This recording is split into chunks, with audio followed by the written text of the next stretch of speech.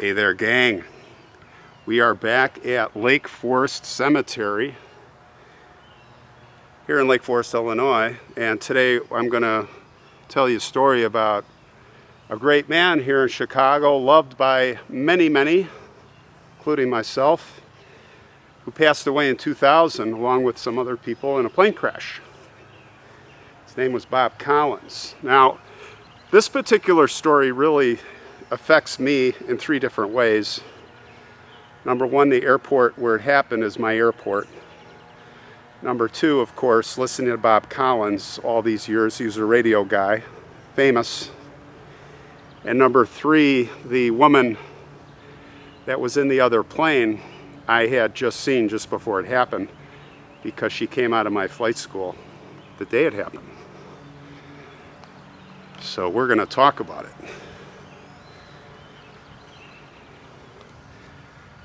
Beautiful cemetery this is. It's a quiet gray day.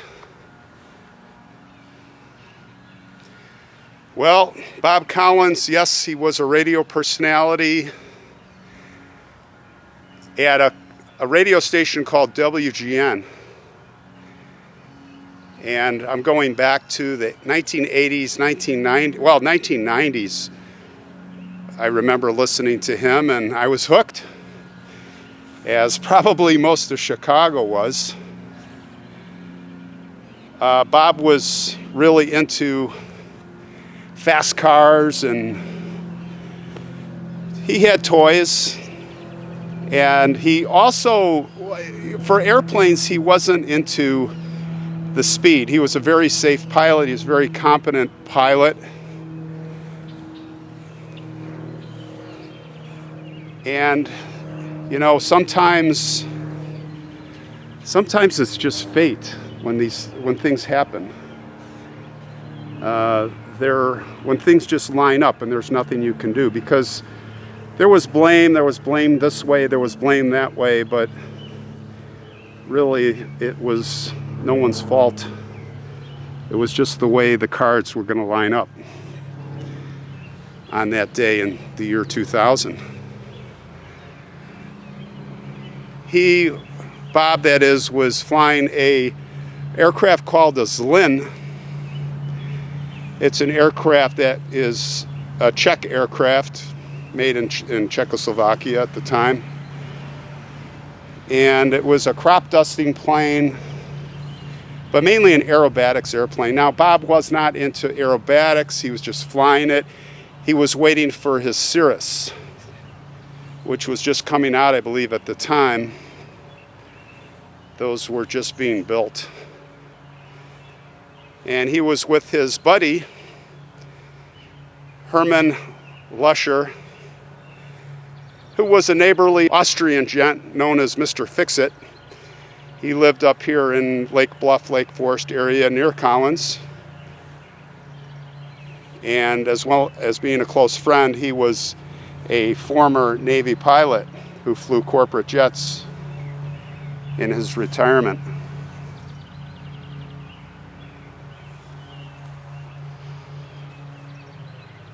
Now we go over to an airport to the south called, at the time, Milwaukee.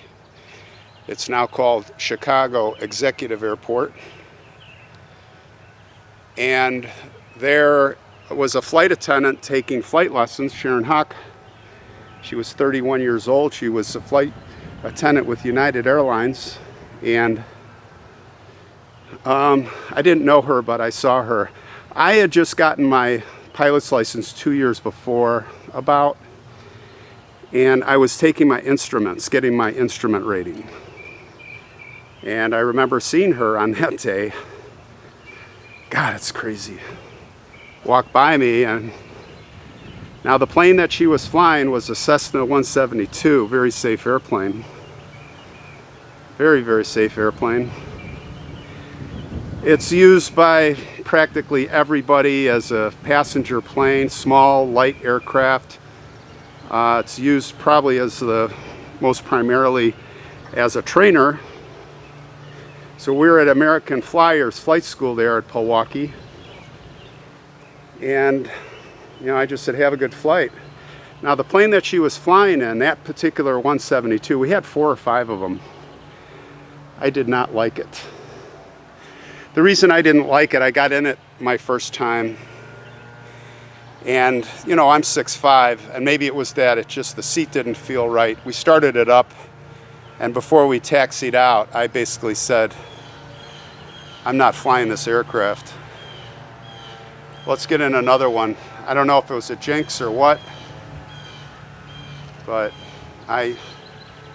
that's one thing that kind of haunts me about this story, is that particular aircraft I was in just days before it happened.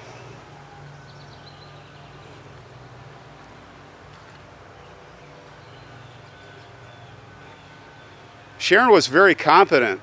She was a student. She had already soloed, and we're at Waukegan Airport. And at Waukegan, it's a rather large airport. It's got a tower. They did not have radar at the time, which kind of contributed to this mess. We had a veteran air traffic controller, Greg Fowler, who was in the tower handling all the traffic that day. He had a radio and he had a pair of binoculars, and that's about it. We're talking about runway 23, which was facing to the southwest. And that was the approach runway for that day. You know, it changes day to day depending on the wind. Bob Collins was coming back with his friend from Sheboygan. They had lunch. They're coming down the lakeshore south. And Sharon was in the pattern. She was doing right traffic, we call it. Usually it's left traffic, doing touch and goes. That means she's practicing her takeoffs and landings in a closed pattern, up and down, up and down. And it was in a right pattern because on the left to the south of the runway 523, we've got a lot of houses and stuff going on. So it's for noise abatement. And anyway, she's in the circuit and she's coming in, and the controller is basically going to tell her when to take a right turn and head towards what would be in line with the runway to make another right turn on what we call a base to final. So just imagine she's going to turn into the final, and Bob Collins is coming down the lake and he's turning into the final. And I'm not going to get way into the specifics. It's just too complicated to explain. But the Zlin is a low-wing aircraft. The Cessna is a high-wing aircraft. The Zlin is up here. The Cessna's down here. Her view is obstructed looking up. Bob Collins, looking down, his view is obstructed. And basically what happened is they came into a collision course. She turned in, and she was instructed to turn in. And you can't completely blame the controller because he's going on radio reports of position. He can't see him. It was hazy. They're coming in, looking into the sun, and all these little chain links line up. All those little chain links line up. And what happened is they lined up, and Bob Collins came down, and he was coming in faster and came down and pancaked right on top of Sharon. And both planes went down after they collided. Now, it wasn't a catastrophic collision, and I say that both planes were just like blown apart. Wingtips and flaps were damaged, propellers hit, fuselage, but Bob made a last radio call. He had control of the aircraft.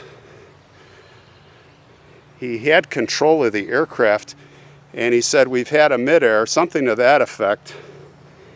And all of a sudden, then his plane also spun in straight down. They were about 800 feet up, just below or at pattern altitude.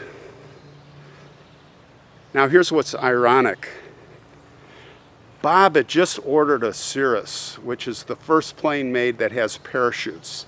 So if you're flying slow or the plane is falling, you can deploy the parachute and float down. If he would have had the Cirrus, probably would have survived, because he spiraled into the roof of the hospital. The hospital had reinforced the roof, luckily. It was over the, I believe, the bone marrow cancer section. And when the plane hit, it hit an 18-inch beam, came crashing through the roof, and the beam stopped it from going down to the next floor.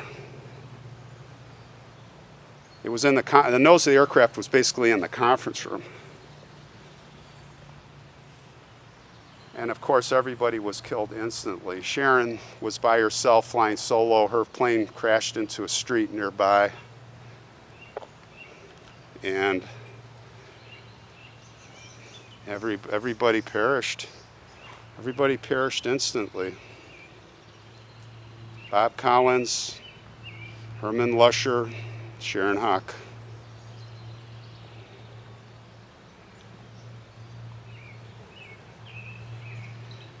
Very ironic. Very, very ironic for me, so close to the situation. Being a fan of Bob Collins, being based at that airport, walking by Sharon just before this whole thing happened, in the flight school, and then that airplane that she died in, the 172 that I wouldn't fly after I had gotten in it. Pretty close to home, guys. Pretty close to home.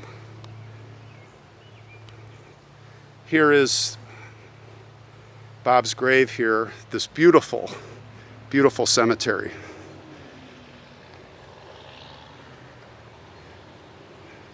Christine, his wife, is still alive. She still lives in the neighborhood. I have put that, if you're wondering what this green thing is, I put that there to cover Christine's birth date. With the thousands and thousands of people that are going to view this,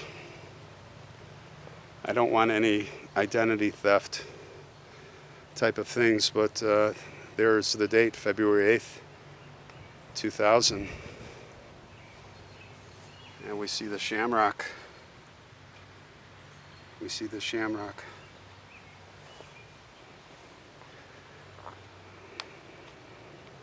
It was a shocker to everybody, especially the folks at WGN Radio, WGN TV.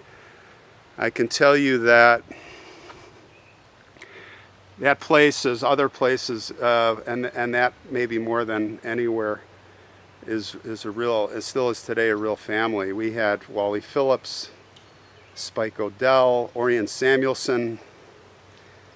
There's so many personalities, and so they felt like they were part of your family. And Bob was part of that family. And it'll never be the same. It'll never be the same. When they checked Bob's desk, they found a half-filled bottle of Jack Daniel's whiskey. And they've had several toasts with Bob for Bob. I'm a Jack Daniel's drinker, and when I remember when I saw that, I just said, wow. So I brought some Jack Daniel's here that we will leave for Uncle Bobby. I miss you, man. We all miss you. We'll have a shot together. We'll have a shot together in the afterlife, but for now, this will do. We're going to miss that cackling laugh, that great sense of humor, but most of all for me, that just calming voice in the morning, he just, the things he said and the way he said it, it was like, as was said, like having that cup of coffee and that bagel in the morning. That was Bob Collins, part of our lives.